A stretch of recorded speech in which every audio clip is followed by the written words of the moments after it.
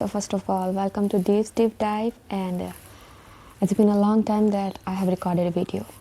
So today we are going to talk about identity shifting. When I wanted to shift my identity, it was very hectic. There are some certain things you can do to shift your identity, but we are going to talk about a particular one where you change your identity knowingly. Well, why I'm saying this? Because I have taken a quantum jump before, and when you take a quantum jump after a certain incident, your brain, for keeping you safe, removes your old memories, and when you are not comfortable, and that's why you take a quantum shift and quantum jump to get out of such kind of a situation and change your personality to uplift yourself. And then when you finally reach that point and get comfortable for almost a year, then your mind kind of scratch everything. Scratch everything's like it's kind of a itching that you wanted to know past, and then you be like that I have forgot my 2 or 4 years and whatever years, and then you be like that I wanted to know what happened in those years, and then you kind of digging your own grave. So today we are gonna talk about not only quantum jump but identity shifting, and I believe the quantum jump is kind of a quantum jump. Well, first of all, why people call it quantum jump? Because they from here take a big shift, which is not possible knowingly, but sometimes some incident happened, and if you have seen it many TV serial or any kind of movie, some incident happened and things and people get changed after a big incident. That something related to quantum jump, that's why it's called jump, right? But if you want to take the smallest knowing quantum jump, smallest in the sense, because quantum jump, if you do it knowingly, will take time, right? And if you wanted to do it knowingly, it will, like, I'm going to provide the way, smallest way, because it's going to take time and it's not going to be a jump. It's like identity shifting after that if you do it knowingly.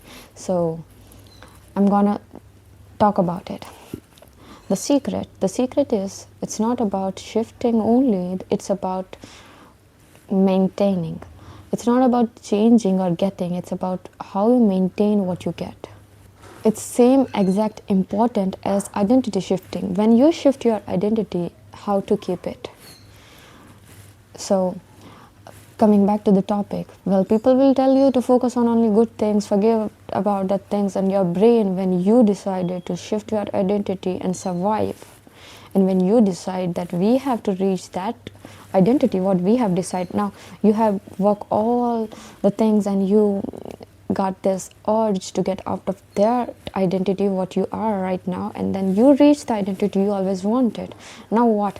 One day when you will get comfortable, one day you will get everything you want, and then something happens, something will of course happen, which will remind you some incident of past. If you have knowingly changed your identity, you will not get that frustrated and it will not gonna trigger you that much. But if you have changed your identity unknowingly, forcefully, and you get comfortable in your new identity, then you will definitely go in past and reach that you want to reach that particular areas when your brain actually scratched.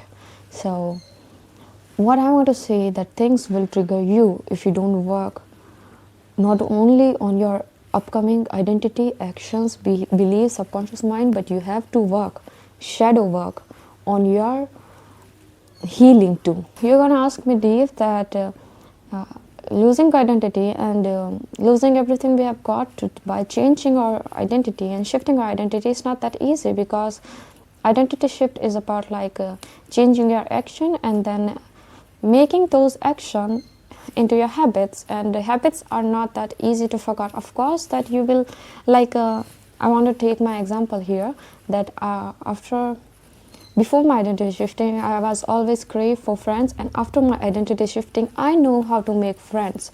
And of course I'm not gonna lose that habit and ability and that experience, that how I did it and how I changed myself when it's come to making friends. And of course right now I'm also very good in making friends. I don't give a f about like what people lose, what people come, etc., etc. I always have friends.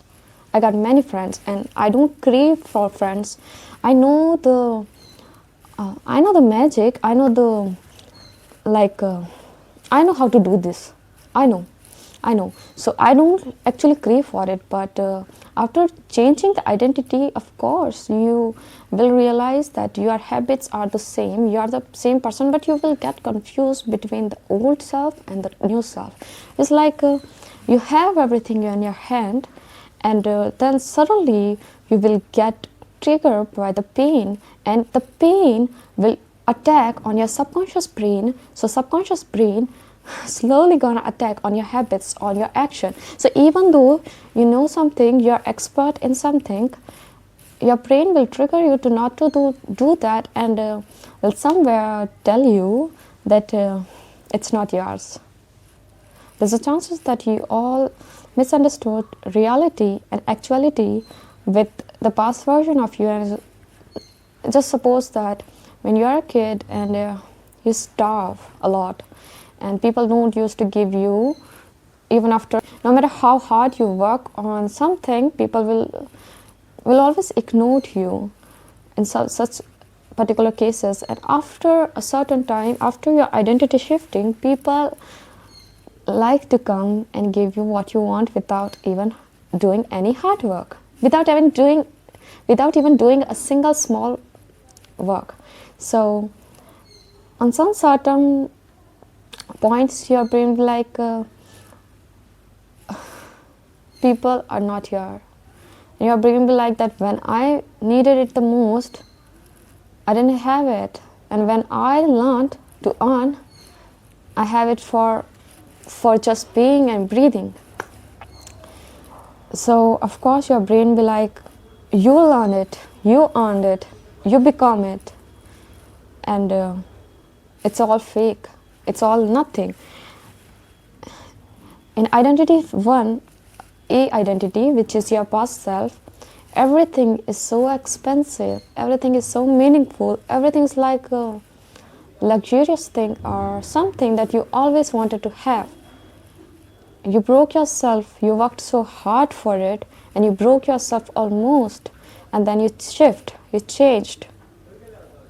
so much that after a certain period in your category B, it holds no meaning.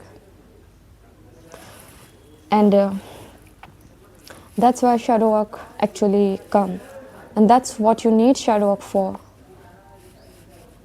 I think if I have a good knowledge of English and I have a good knowledge of words, this can be most important video of my life if I give that advice in a correct way, because that's the biggest lesson I have learned even after doing a quantum shift, quantum jumping. Because people will tell you to always do your best, change your subconscious brain, etc., etc. But in a long term, even if you have taken a quantum shift, some certain periods when you have removed your memories, or you haven't done a shadow work, that how long it gonna cost you, how long it gonna take you, how long you have to restart everything, even after taking the identity shift years ago. Like in my case, I have taken identity shift in 2016, and today is it 2026 February. So it's been 10 years, and I'm working again on same topic. But today is different. I don't have to start from zero. I have knowledge of how to make friends. I have knowledge how to communicate my feelings. I have knowledge, and side by side I'm working on the shadow works and healing and type of things. But today is the same day. I feel same exactly how I felt in 2016. The pain in my chest is right there, and the pain, let me share the pain. I'm not going to share everything, but I will tell you something so you have the idea what I'm talking about. It's like the past traumas when I was a child and some childhood traumas, and that the pain made me change on 2016 and forgot everything. I forgot every single human, what they did, what they said. I forgot everything and I changed in 2016, and I today in 2026 is the same person. So I have to change everything again, but this time not with removing everything. It's like accepting everything, then working on it, then doing shadow work, and then changing it. So thank you so much, and I hope this video helps. Bye bye. See you later.